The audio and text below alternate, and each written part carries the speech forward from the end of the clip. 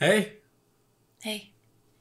I'm here with the one and only, the beautiful Madison June. You're listening to the Fletcher podcast. Do you always start with a smooch? Yeah. Sounds Also, about these headphones are really echoing, so I think I'm just gonna not use them. Okay, this is going great so far. Okay, well, maybe if I do noise canceling. Let's try it now. Yeah, it's like a little bit delayed, so screw it. Your Back. voice changes when you have those on. It's hilarious. Well, it's because I can hear my own voice and it's like ringing in my ears. It's like the whole last week when we were at my parents' house. Whenever you would put your headphones on, your voice would get like 8 decibels louder. What is a measurement of volume? I don't know. Leagues. Yeah, 8 leagues louder. Yeah. I know. I already talk loud even when I don't. You are a loud talker. Like when we're on airplanes, specifically. And I'm like, I have a bomb. And everyone's like, that's not a funny joke. I am married to the worst whisperer on the planet. Yeah, you really are. But you're not a quiet guy, which I'm grateful for. I wonder if it has anything to do with bad hearing as well. Like, because I have bad hearing, I assume that people can't hear me. Do you actually have bad hearing? It's either that or just a lot of earwax. I honestly don't. Or both. We should probably get that checked for both. Yeah. And or just clean out your ears. I get off my dad's insurance next month, so we got to take advantage. Do you know any earwax specialists? Speaking of specialists, we need to take you to a specialist to get a haircut. I think I'm just going to ride out the quarantine ponytail. I'm going to shave your head in your sleep. And your beard. I wonder if you're going to get all the way done with my hair before I wake up, in which case I'll have half a shaved head, which will be even worse than my long hair. Quarantine beard needs to go. Quarantine beard is keeping me afloat and keeping me alive. Really? Yeah. How so? It's been it's been an adventure. A security blanket? It makes me feel like I'm progressing at something. Good. Without it, I'm just sitting at home watching Tiger King all day, every day, for weeks on end. As if, dude. It's hard for me to work out, doing the home workout, because I don't know. Like, I love going to the gym, and you're there's other people there, like, you feel like an urgency to, like, get it done quick. Yeah.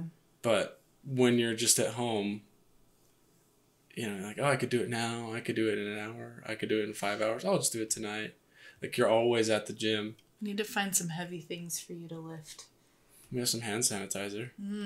A big bottle of hand sanitizer. Which is going to be important for when we bring little homie home. True. Can you believe that? I wonder if there are things that we're not considering that are going to be totally different about the world in 6 months when he's, around. Yeah. I've been thinking about this whole global pandemic thing. Yeah. In the context of like the next month of our lives. Not in the next year of our lives. Or the next 5 years And I realized yesterday that it is kind of silly to think that everything's going to be back to normal in a month, like with how different things are. Already, yeah. With the economy, with just working from home, how people are going to feel going like back into work and back into crowded spaces and stuff. I don't know. It's going to take a while for us to recover. And I think that we have no idea what it's going to look like in the next couple months. It could be great, and it could be a whole lot worse than we're expecting. I don't know. Yeah, it's really hard to know anything like what the truth is. Yeah. Because you look on one person's Facebook page and it's the US has the most cases and we're the worst and we suck at social distancing. And then you look at someone else's Facebook page and they're like, oh, we're ruining the economy. We need to get back out. And it's really not as big a deal. Like, why are we doing this? We've overreacted. And yeah. And so you just kind of like decide that you don't know. Right. And in most cases, those different opposing sides on Facebook are in the same family. Yeah. Yeah. I don't know. And it's like, who is that person to know either? Like, yeah. Who can we really trust? It feels really political, which is hard. Yeah. It's hard when things are political to know what the actual story is, what the real information is. And I saw something from a friend that's pursuing government careers. She posted something yesterday that was like, here's like a list. Here's a ranking of like news stations and news sources and where they fall on the bias list. Mm-hmm. And it was just really interesting to look and see, I don't know, like where different news sources are ranked in how unbiased they are, mm-hmm. you know? Like CNN is like the very bottom. Yeah, well.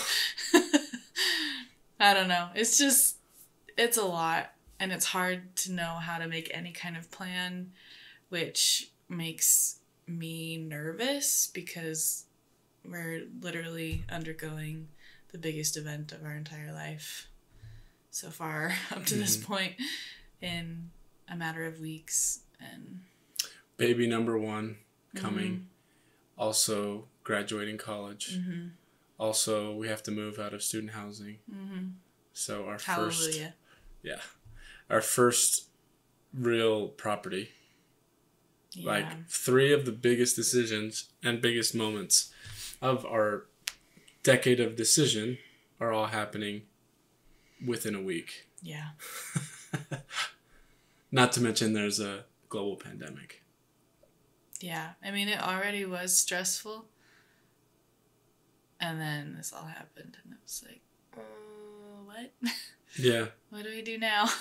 It's been kind of weird because in a weird way, it's actually made me feel a little bit less stressed because there's a pandemic. It's kind of like a, I don't know, like a get out of jail for free card. Where it's like, hey, like my life is screwed up. I can't figure it out because there's a pandemic. It's like an excuse. Yeah. You know? Yeah, that's not good. And it's like, hey, you really let yourself go. What? Don't you know there's a global pandemic? Right. Like you're worrying about my flat tire around my waist, you know? Yeah, see, that's having the opposite effect on me. It makes sense. I think most people... Like, for me, I feel this, like, need and urgency to get all of my things in order and to have a plan, even more so than before, because we just don't know what it's going to look like. And both are unreasonable, you know? Like, both of our outlooks. Yeah. Like, how are we supposed to make a plan? I don't know. And yet we have to make a plan. Yeah. I don't know. See, sometimes I think about it like a snow day. Like, I remember a specific time in 8th grade, there was a huge blizzard. It was on maybe a Wednesday, and I had come from basketball practice and was driving home, and I got caught in the blizzard in my coach's car with his son and my friend. And so I had homework due the next day, and I actually probably had time to do it. You know, like I went back, I stayed the night at my friend's house. I had my backpack and everything. So I really could have done it. But there was just that feeling of, you know, hey, it's a blizzard. Like, you know, my teacher will understand. And I think that the entire world is doing that sometimes right now because of the pandemic. And it's like the University of Utah right now. Well, we'll just give you guys all just pass-fail classes. Not saying I disagree with that. But it's kind of like it actually didn't change any of my classes, really.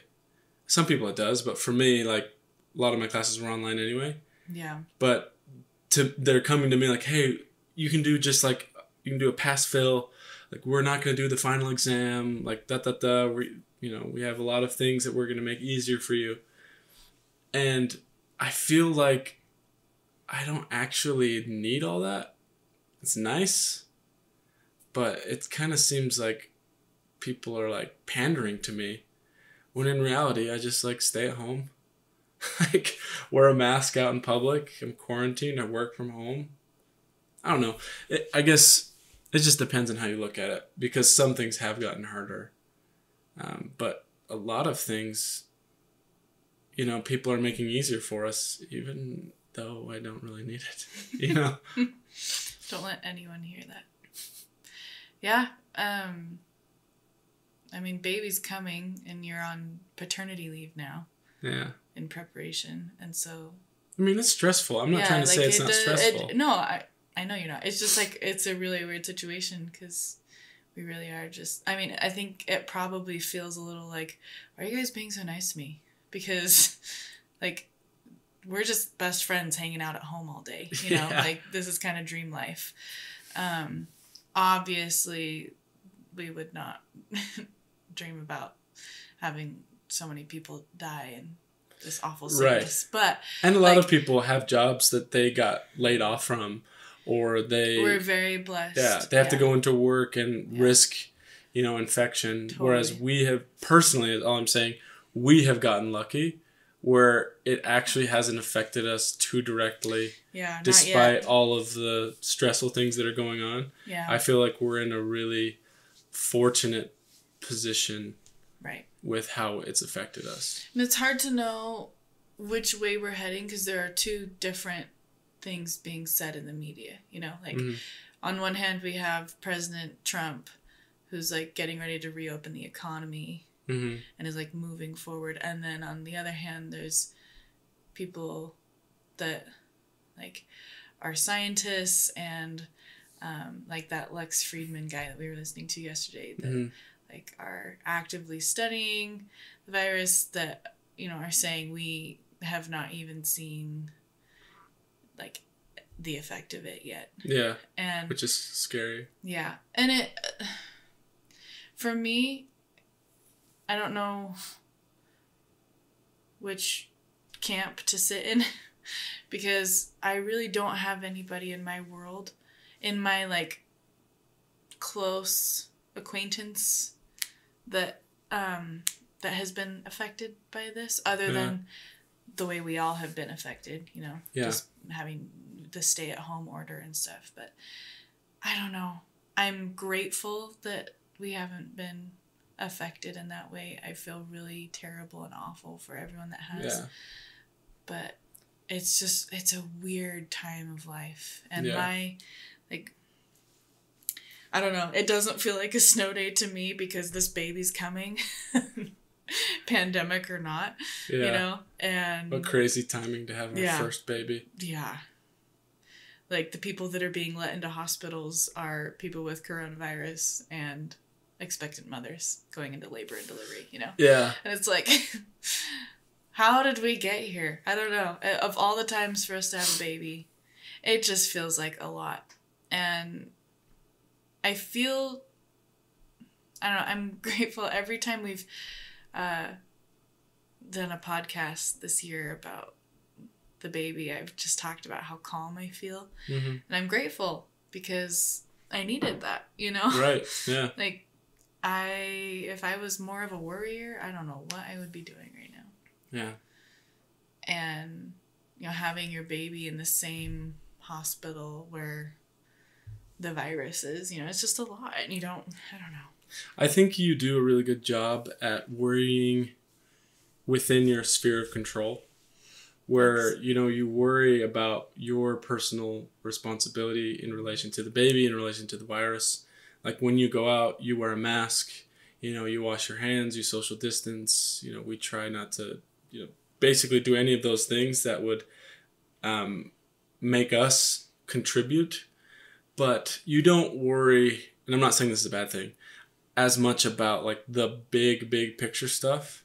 And I actually think that that's healthy. It's good to be informed, but you're not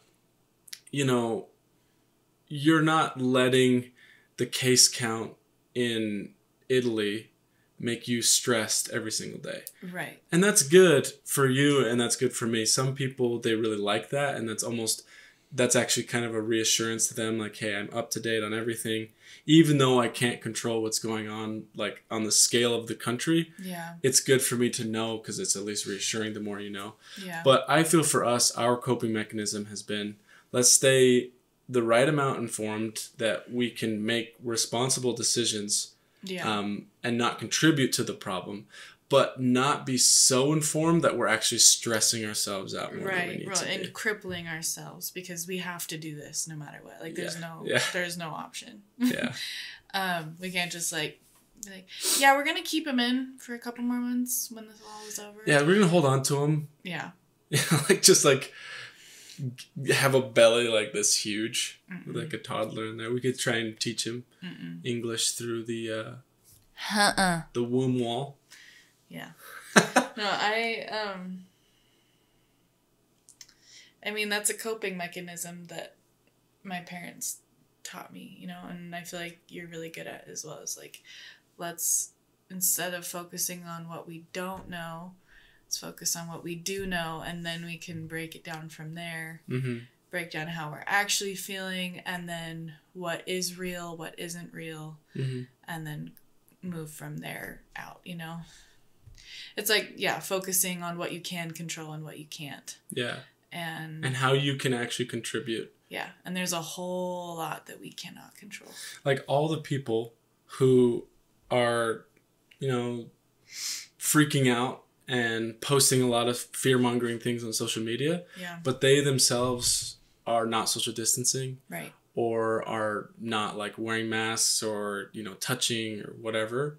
Yeah. It's kind of like your role is not only like to just share little tidbits of information on your social media. That's maybe a small part. Yeah. But like if everyone could just kind of do a little tiny bit of their own responsibility, like those things, it feels like it would make a way bigger difference than what most people are doing, which is just kind of freaking out and posting articles and getting political and yelling at each other. Yeah. What a weird time to have a baby at all. Much more so our first baby.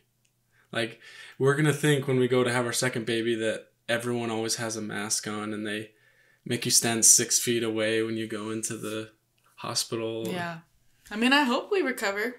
I'm sure we will. Like, next time we have a baby, just be so shocked that it's so easy to get into the hospital, you know? Like, right now, only you are allowed to be in the delivery room with me, and that is subject to change. They could, just like every other hospital, totally so no change guess. That. Just me and the doctors and the team of nurses and... Just baby mama, can you imagine? Dad, and no one else, right? And obviously the doctors. Well, right now, yeah, that's what it is, but they could. Could be just baby mama, and then pretty soon, just baby. Yeah, I'm not even invited in. Like Phineas and Ferb. Poor Dr. Doofenshmirtz. If you know, you know. Anyway, and everyone has to be screened on the way into the hospital. You can only park in certain areas. You have to get your temperature checked. And they have, when you walk in, when they check your temperature, there's this whole thing like, if you're coughing or sneezing, or if you have a sore throat or like anything like that, a fever, they won't let you in for any reason, and they send you to a completely different clinic. Right. To do that. Yeah. Well, and then like your cousin and his wife that just had their baby Benny, there was a corona scare with one of the babies in the nursery. And so even though like Benny didn't have the coronavirus, just because there was a baby in the vicinity that had the virus that tested, or at least there was a scare with that they thought that he might have the virus. It was like, okay, quarantine, 2 weeks, don't get to see your baby at all. Oh my gosh. It's like, oh, you've just been through this like traumatic but beautiful bringing this human into the world that you've been preparing for like 10 months, and you like see him on the way out, and then it's like, okay, bye. See you in 2 weeks. That would be like the longest 2 weeks of my life. Are you kidding me? I mean, a lot can change. Our baby's due in what, 4 weeks? 3 weeks. 3 weeks? Yeah. We have our induction scheduled for 3 weeks out. 3 weeks, a lot can change. Yeah. You know, like, I'm crossing my fingers that I can go in. I'm crossing my fingers that they don't have some kind of mandatory all-baby quarantine. Less than 3 weeks. Anyway, sorry, go ahead. Like, we have the baby and we have to wait. Just everyone. You know, like, I would hate to be quarantined from our newborn baby. Oh, yeah. You know, meet my son through the glass. Oh, yeah. Well, and it's which could like, happen. Thinking about, like, you know, our families being able to meet the baby. And at some point, obviously, everything's going to calm down. Everything's going to be fine and back to normal. But probably a new normal. Right. But it's just hard. Like, we're going to want to share him and have people, you know, like, gush over him. And yeah. And they're going to want to as well. Like, our families are going to want to meet him the first second they can. And I don't know. Like, I was planning on having my mom in the delivery room to, like, cheer you on mostly. Yeah. And to feed you snacks. Like, I'm rubbing your shoulders and she's rubbing my shoulders. Exactly. To fan you so you don't faint. And like, feeding me what to say. Like, exactly. Push. Exactly. But, I mean, that's not an option now. And it's fine. It's just not how...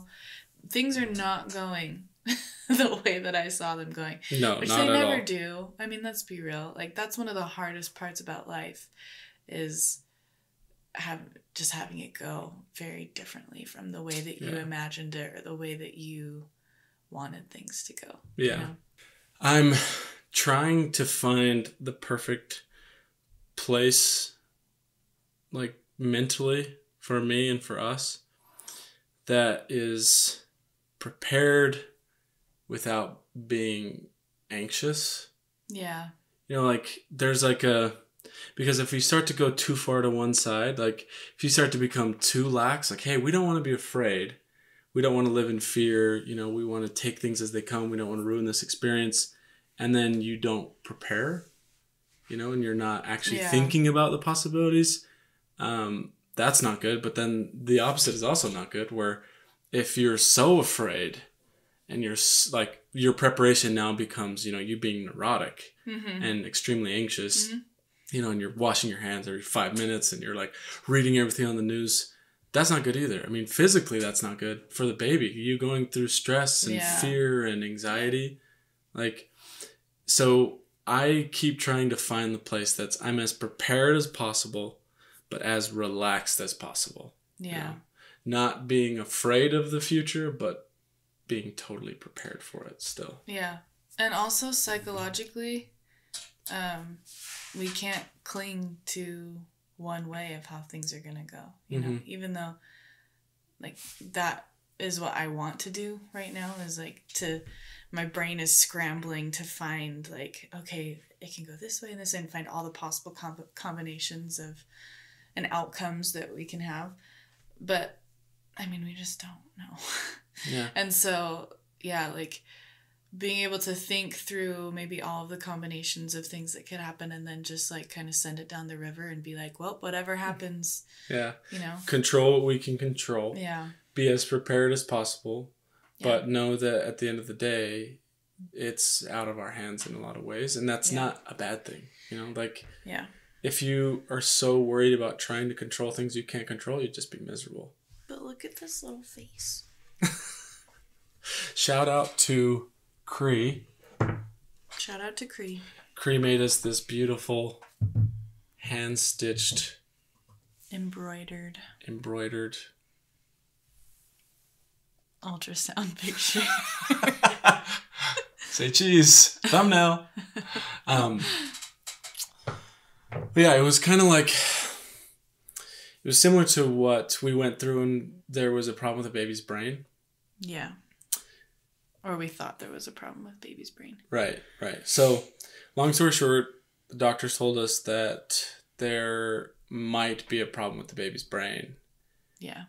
It just looked abnormal on the ultrasound, and they wanted to get a follow-up ultrasound just to make sure that it was developing properly. Yeah. So in between when they told us that and when we came back, which I want to say was like 2 weeks later. It was 2 weeks, but it was a very long 2 weeks. Yeah, it was like those 2 weeks where, you know, we kind of had these conversations with each other. Like, hey, what if our baby, you know, is mentally handicapped? Yeah. What if our baby, you know, has learning disabilities? Or what if our baby can't walk or talk? What if our baby has, what was it, muscular dystrophy? Cerebral palsy. Cerebral palsy. What if our baby has cerebral palsy? And it actually was really, really good for us to actually face that and actually like think about that as a real possibility and then be okay with it. Yeah, because in reality, like when we actually stopped to think about that in the context of our lives, you know, you see it all the time in other people's lives, but when we stopped to actually think about that in our world, it was like, oh yeah, that doesn't change anything. It doesn't change how we feel about him. We still love him. I have to sneeze. Go ahead. I do not have the virus. Come on, here we go. Into the camera, please. I mean, the microphone. No, strawberries. Dang it. But I mean, that was a really sweet and kind of sacred experience for us. It was. Like our first little parenting test, you know? Yeah. Even though he's not here yet. He exists. He's in our life. Mm-hmm. And it was a little bit of a test to, you know, for us to kind of make a choice on how we were going to move forward and whether or not we were going to let that cripple us. And, I mean, you were a rock and I was very teary and kind of needed to work through like, okay, this might not go how I see it going. This might not be like, you know, just what I saw happening. Mm-hmm. And it was really sweet because then I was like, oh, but he's still my baby and I made him and we made him and I still want him. And I don't know, it doesn't change like how proud I am of him. I'm already so proud of him. Like the doctor told us he was head down today and I'm just so proud of him. Oh, he's moving in the right direction. So proud of him that he's in the right position. He knows which way to get out. Yep. Yeah. No, proud of his strong little heart. He has the strongest little heartbeat. He's so cute. It was, honestly, it was really good to shine a light on, I think, all these fears that we would have had regardless, but now became an actual possibility. You know, I had always kind of been afraid of having a kid who, you know, who had a disability or who, and I didn't really ever vocalize it. But the fact that it was a very real possibility, we like had to shine a light on it. We had to look at it and face it. We had to actually kind of expose our true feelings, which was, like you said, really kind of actually liberating. Yeah. In a way, because we're like, oh my gosh, like the doctor told us and it was shock. It was like, oh my gosh, like all this stuff could happen. Yeah. And then time passed and we talked about it. And we're like, you know? Yeah. We don't have any control over that. Yeah. And it doesn't really change how we feel about our baby. Yeah. I mean, those kind of experiences are always liberating. I like that word that you used. I think that it's very applicable to like some thought process I go through every single day right now in quarantine. Just like kind of thinking through the next couple weeks of our lives. Yeah. Like yesterday I realized like I feel like I've been on this huge journey through pregnancy and that like I'm reaching a finish line, you know? Yeah. Because you just look forward to baby month your entire time and you just watch your countdown get smaller and smaller. And then I realized yesterday, like, oh, he's not even started his life yet. I have to, like, keep him safe. And he could break his arm. What if he breaks his arm? What if what if he goes to school and gets the flu and comes home and throws up? And then I was just like, oh yeah, that's just life. And there are going to be things that I can protect him from and things that I can't protect him from. And then it was just like, oh, yeah, okay. I had a vulnerable feeling like that yesterday too. I was like, what if our son gets bullied? Right. You know? Yeah. For some reason, that was hard for me to think about. Yeah. Can you imagine? No. I don't know. Like, kind of makes me tear even thinking about it. I'm like, that would be... Like, I haven't even met the guy. And, like... Yeah. I don't know. Knowing that, like, some, third grader... Yeah. Well, it's inevitable. He's going to get like, he's going to get his feelings hurt at some point, Yeah. And then you think through, like, well, I don't want that to happen. Not my kid. Mm-hmm. And... like, you don't want them to feel any pain at all. We're not even doing this yet. We haven't started. No, I haven't even seen his face. Yeah, and then you think about it, and when you break it down to, like, what actually matters, like we had to when we were in that in-between phase where we didn't know if his brain was going to be okay. When you break it down and think about what really matters, like, he is what matters, And then you start to think about, like, why we're really here on the earth and and what's after this life. And it's a lot. It's a lot. I've thought a lot about, we read together, was it Power of Vulnerability by Brene Brown? Yeah. And one of the things we talk about all the time is foreboding happiness. Mm-hmm. And there's this whole section in her book. If you haven't read it, you should read it. I highly recommend it. And you should at least watch the TED Talk. She has a TED Talk called Power of Vulnerability. It's like 20 minutes. At least watch that. Yeah, and if you're married or in a relationship, watch it with your significant other. It was a big moment for us, and we read that book. We listened to it when we were driving from Arizona, and they talk about foreboding happiness, which she explains is basically like you're happy right now and things could go wrong in the future. And so you basically sacrifice your happiness and your peace of mind right now on the possibility of future pain. Yeah. And we do that a lot. So it's like the concept of waiting for the other shoe to drop. Yeah. You can't even enjoy your happy times if there's even a possibility of pain in the future. Exactly. And so we talk about this all the time because we both do that. Like, we're so happy we're pregnant. This is so exciting. Like, oh my gosh, but what if we have a miscarriage, or what if, what if the baby's sick, or this or that? What if the baby's premature? Yeah.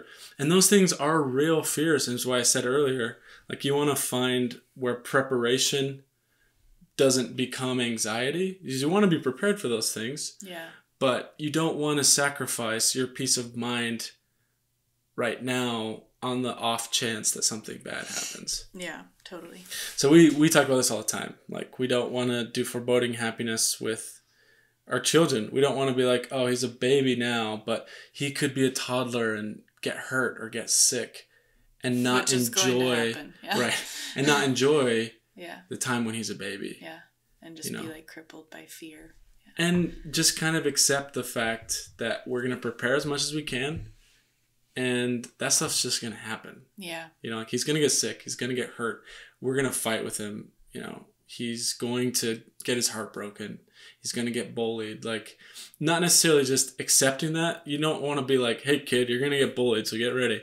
But, like, I think that trying to overprotect can actually cause a lot more problems, even. Like, you want to protect and love, but can you imagine if he's 20 years old and he's never experienced those things because his parents were too afraid to face it emotionally? They're like, we teach him how to live a life of fear. Like, I don't want that. No. No. I don't want to make any decision in my life based on fear. I think he's more brave about his own life than we are about his life. Oh, totally. I think that's really it's like common. A given. Yeah. But really, I mean, fear has no place in our lives, And it's very prevalent, especially right now. but it really doesn't serve us at all, and it will only lead us to making damaging decisions, you know. Mm-hmm. It clouds your mind, and it's, yeah, I don't know. And it's okay to, like, feel scared. I think I'm not saying that that we can't be real about what is going on in the world, you know, like, you kind of, like, look over your shoulder if you have to go out for groceries a little bit, you know, like, Mm-hmm. is it here? Is it here? Oh no. Where have you all been this week? Have you been self-isolating? But actually, like, making decisions based on fear of other people, fear of the future, I don't know. I don't think that's healthy. I think there's always hope for a better world, hope for a better future. And I think it's okay to bank on things going well, you know? Mm-hmm. I don't think that's a bad thing. It's like foreboding happiness, you know, people, I've done it before in my life, you know, self-sabotage so that they know what to expect. They know what's coming. In relationships, like, yeah, he's like, gonna dump me anyway. I might as well just dump him. just ruin this. Yeah. Or like in a class or something, like, well, I'm not gonna get an A anyway, so what's the point in trying? Mm-hmm. You know, like, anything like that, when really it's so much better if you actually allow yourself to get the experience from it, even if you somehow know the things are going to end poorly, to be able to enjoy the moment you're in. I don't know. Like, that's the number one advice we've gotten. My dad was really cute about this the other night. My parents, when we were talking to them, my dad said that if he had any advice, it would be to enjoy every moment you're in and not to long for the future. Obviously, prepare and be excited about your future. But to really take a second to just be like, man, this is good. Yeah. This is the good stuff. Because someday we're not going to have, I mean, it feels fleeting already. He's not even in our arms. Our pregnancy has gone by so fast. But I mean, we're not going to have him as a baby for very long. Yeah. He's not going to be dependent on us for very long. I know. In the scope of things, you know? I mean, I think of, like, how I feel in relation to my parents, and how, like, in some ways I still am dependent on them even, you know, like, for insurance or anything like that. Emotional, like, dependent on them emotionally. I don't know. I think of, like, how many years back it was that I was fully dependent on them. I'm like, oh yeah, I'm still like a baby. Yeah.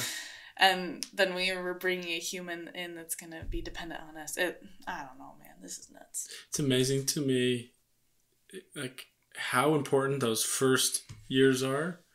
And, like, you can never, ever get that back for you. Mm-hmm. And you can never repair a lot of those things for them.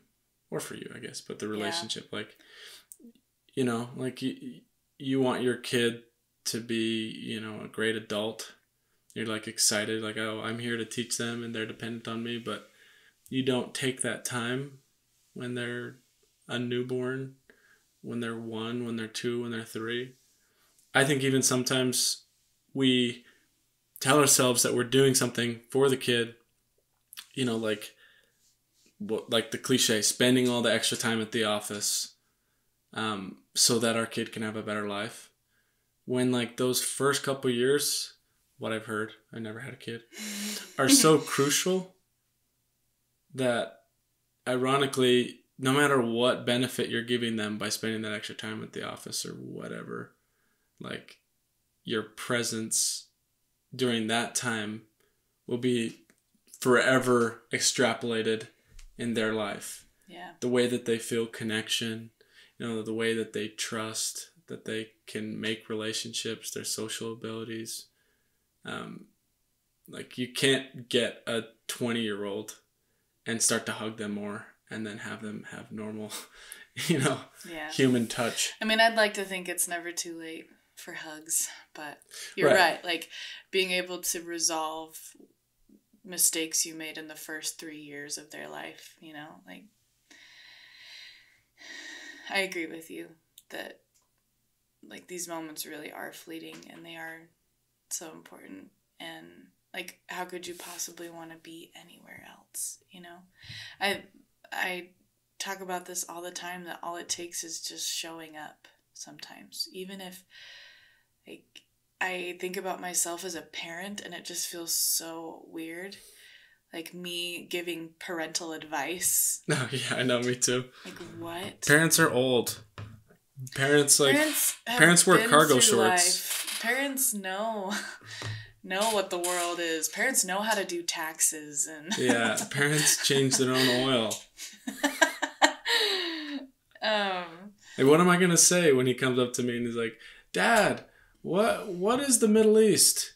I'm like, it's just like an area kind of next to Europe. Like, I'm not going to be able to answer his questions. I can't help him with his math. If he has questions about Michael Jordan, I can help him with that, but that's about it. Oh, but I mean, what else does he need? That's a good point. That's a good point. But yeah, when I think about myself as a parent, it's just like, okay, really? Little girl. And it's kind of like the, what do they say? They pull back the curtain on The Wizard of Oz. Uh-huh. It's kind of happening to us a little bit. We're like, wait a minute. Parents are just like us? Yeah. Like, oh, crap. I've been living under this false assumption that parents knew what they were doing. Yeah, my mom was like 4 years younger than me when she had me. Yeah. Same with my mom. Yeah. My mom was like, she had my brother when she was 19. I think 20, actually. My mom was like pregnant with her last when she was my age. 5 years younger than me when she had her first child. Yeah. That's crazy. Yeah. But then you kind of realize, like, oh, my parents were just figuring things out. They didn't know what they were doing either. Too, And it's going to be fine. And he's going to be our little buddy. And hopefully he'll forgive us. But, yeah. Like, even if I don't have the best parental advice, even if, like, the wisdom that I have to share is not earth-shattering, even if we can't change the oil on our car by ourselves, we should do that, by the way. Like, yeah, we actually need to. We're going to show up for him. Yeah. And we always will. And he's going to have people in his life that show up for him outside of us, His grandparents are going to show up for him, and aunts and uncles, and I don't know. There's hope. There's lots and lots and lots of hope. I think it's good for expecting parents like us to know that it's okay to not know exactly what you're doing. Because that's an insecurity that we've kind of both had, and I think is pretty natural, is that, hey, we don't know. Like, we've never done this. Yeah. And, like, if no one has told you, it's okay to not know what you're doing. Right.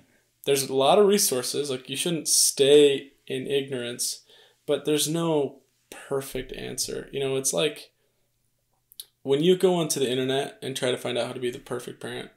It's like you go in this whole hula hoop and end up exactly where you started. Feeling worse than you did before. It's like, do this, don't do this, never do this. The internet is a tricky place, man. Yeah, it is. And there's a lot of really good advice. There's a lot of really good books. And there are some, like, truths, like, kids, I mean, there's things that overlap. Like, different people will say them, and you can get a lot of good stuff. But we've both experienced, you go on there and it's just like a madhouse of, like, what's the latest trend in, do we have our kid sleep in our bed? Yeah. Do we have our kids sleep in a bassinet? Do we have our kids sleep in a different room? Like, I don't know. Yeah.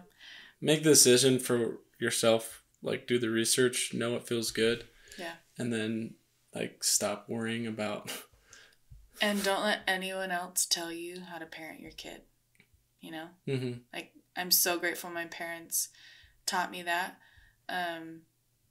Verbally, but more through the way that they handled us and people that were just outside our world that tried to challenge their parenting. You know, it happened pretty frequently, which is just weird because they were such good parents. But, like, I'm so grateful that I know that no one can challenge my parenting. No one can challenge my choices as a mother. Mm-hmm. Which means I don't get to do that to anyone else either. And I'm glad that I don't feel a responsibility to, like, parent anyone else's children. You know, like, I'm so glad that that is their responsibility and I don't have to worry about what, you know, obviously if someone, like, hurts my child physically, I would want them to know, but I would not approach them like, hey, you're parenting your kid wrong. Right. I don't know. Like, you don't read with your kid at night? Do you want them to be dumb? You know? Yeah. I don't know. Well, I love you. I love you a lot. Do you want to do a bump check? Bump check. It's huge. I'm waddling. I started waddling this week officially. It's a big step. Yeah. Your first waddle. I mean, his head is in my pelvis, so. That's so tight. I know, right? Hello. This is your phone. My gosh. This is our baby. Look at my head in relation to this beautiful bump. And he's got a big head. I have a big head, which means your son's going to have a big head. Ugh, crap. 37 weeks. Yep. Crazy. Crazy. I love you. Love you too. I'm outnumbered.